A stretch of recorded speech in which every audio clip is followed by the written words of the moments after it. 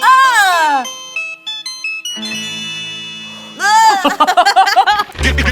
You know the fucking concept. Hoi, ik ben Ellie. En ik Brens. En dit is Drugslab.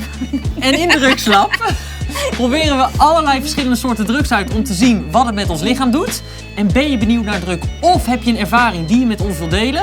Laat het even weten in de comments. Ja, en heel veel mensen zijn benieuwd naar nicotine. En dat zit niet alleen in sigaret, maar ook in heel veel andere producten. Bekende producten waar nicotine in zit is bijvoorbeeld de sigaar. Nou, die rook je. Dan heb je de snoes, die kun je tussen je lip en je tandvlees proppen. Dit is pruimtabak, hier kun je op kauwen.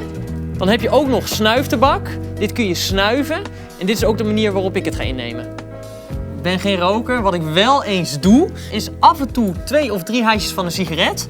Want dan word ik een beetje licht in mijn hoofd en dat vind ik wel lekker. En dat komt echt omdat je dus normaal nooit rookt. Want echt iemand die vaak rookt, die heeft dat op een gegeven moment niet meer. Je hoort natuurlijk van heel veel mensen dat de verslaving er echt insluipt. En ik weet dat ik mezelf in de hand heb, dus ik kan dat wel aan. Maar ik raad het niet aan, want voor je het weet zit je elke week te roken en dan elke dag. Want jij kan wel gewoon een jaar zonder... Ja. Maakt niet uit. Zeker, ja, tuurlijk. Mijn hartslag 83. Temperatuur 37,3. Je hebt verschillende smaakjes eigenlijk met snuiftabak. En wij hebben dan met menthol. Ja, dat ruikt lekker fris. Maar dat ruikt ook niet naar tabak. Nou, de snuiftabak heb ik eigenlijk nog nooit iemand zien doen. Ik ook niet, terwijl het vroeger in de 18e en 19e eeuw heel populair was. Ja, totdat deze unit kwam. En toen verdween deze weer uit het straatbeeld. Nou heb je hier, Een kuiltje. oftewel het snuifkuiltje. Ja, hier leg je wat in. Ja. En dan ga je er met je neus naartoe. Snuif je het op.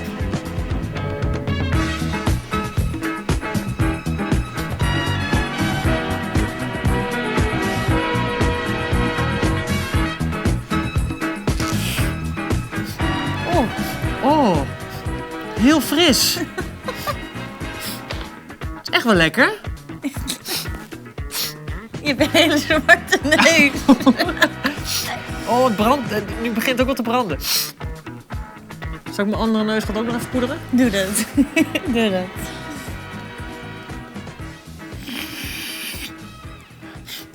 En weg. Nicotine is een giftige stof. En eigenlijk is het de verslavende stof in tabak. Nou schijnt het wel zo te zijn dat snuiftabak iets minder verslavend is dan bijvoorbeeld een sigaret. Nicotine stimuleert de afgifte van adrenaline, waardoor je lichaam een heel opgejaagd gevoel krijgt. Waardoor je bloedvaten zich vernauwen, je hartslag gaat omhoog, je bloeddruk gaat omhoog. Ja, en tegelijkertijd ervaar je ook een soort ontspannende werking. Het ligt er ook aan hoeveel je neemt. Als je heel veel neemt en je bent geen frequente roker, dan werkt het heel activerend. Precies, ja. En ben je verslaafd, dan is het meer dat je je verslaving weer onderhoudt en dan word je er juist weer wat rustiger van. Nicotine activeert en stimuleert bepaalde stoffen in de hersenen, waaronder acetylcholine. En hierdoor komt er meer dopamine vrij en daardoor wordt je beloningsstelsel of beloningssysteem geprikkeld, waardoor je dus een lekker gevoel krijgt. En ook je stofwisseling verandert, waardoor er meer glucose in het bloed komt. En dan denken je hersenen dat je net gegeten hebt, waardoor je dus na een sigaret of iets van dit geen honger meer hebt. Is mijn hartslag, hij is al wel iets omhoog, Ja. of niet? Ja, zeker. Nou, ik weet niet of ik iets merk, maar als ik iets zou moeten merken, is het misschien een gefocustheid of zo. Ja?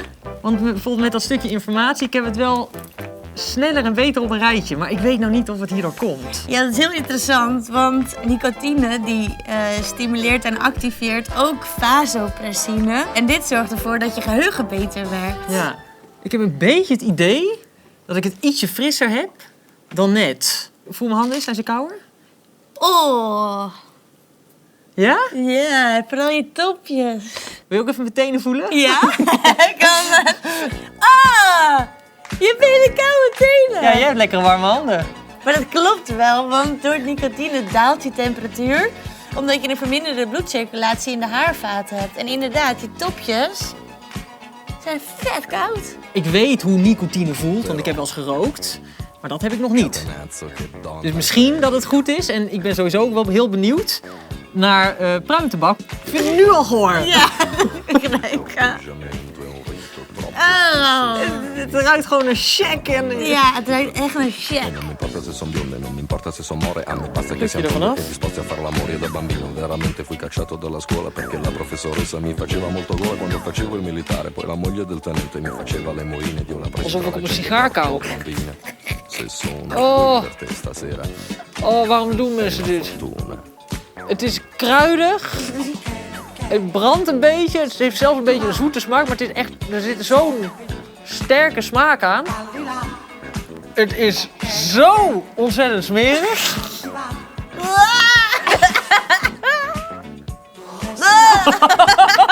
Het lijkt dus zo'n oom die veel te veel checkies achter elkaar heeft gerookt. Mensen te Ik vind het zo vies. Maar nu begrijp ik dat gezegde, niet te pruimen, veel beter. Het is niet te nassen. Dit zijn gedroogde bladeren van de tabaksplant. En de plant is vernoemd naar Jean Nicot. Ja, en deze Jean Nicot, die stuurde in 1560 hij het wonderbaarlijke geneesmiddel tabak naar de koningin om haar af te helpen van haar hoofdpijn. Dus in die tijd zagen ze dit echt als een wondermiddel. Ja, en dat is echt absurd, want bij het roken van de sigaret komen er heel veel schadelijke stoffen vrij. Zo heb je veel meer kans op hart- en vaatziektes en op verschillende vormen van kanker.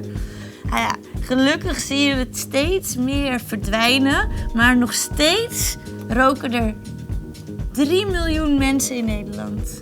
Terwijl eigenlijk, nou jij ziet het net, het geeft een klein rustje, maar daarentegen zijn de schadelijke gevolgen Enorm. enorm. Maar het is gewoon de gewoonte die mensen hebben. Ja, en dat de nicotine dus echt heel verslavend is. Nou went je lichaam heel snel aan nicotine en eigenlijk willen je hersens dat de nicotinepeil in je bloed steeds even hoog blijft. Dus op een gegeven moment kan je een beetje onrustig gaan voelen en dan nemen mensen weer bij of ze roken weer een sigaret.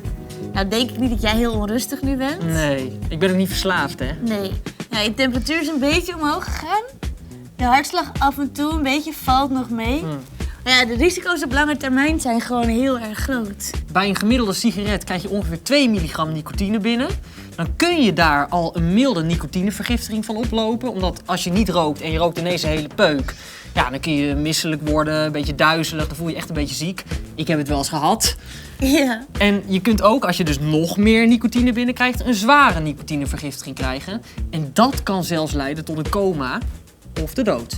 Ja. Maar dan moet je wel echt heel veel nicotine Ja, dan moet je wel binnenkrijgen. echt ontzettend veel. Ja. Dat zal niet zo snel gebeuren, maar toch. Nou lijkt snuiftabak onschuldiger dan de sigaret.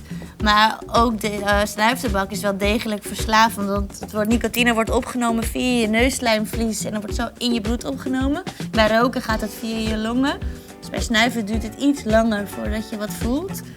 Maar nog steeds heel verslavend. En ook de kans op mond- en keelkanker is ook gewoon heel groot. Ik heb niet echt een bepaald effect wat ik merk. En volgens mij zijn mijn koude handen ook niet meer zo koud. Of wel? Nee, warm. Ja, dat is dan eigenlijk het meeste wat ik gemerkt heb. Mijn koude handen en mijn koude voeten. Ja, en misschien iets geconcentreerder. Ja, Je hebt leukere drugs gedaan. ja zeker. Die minder schadelijk zijn. Ja. Ja.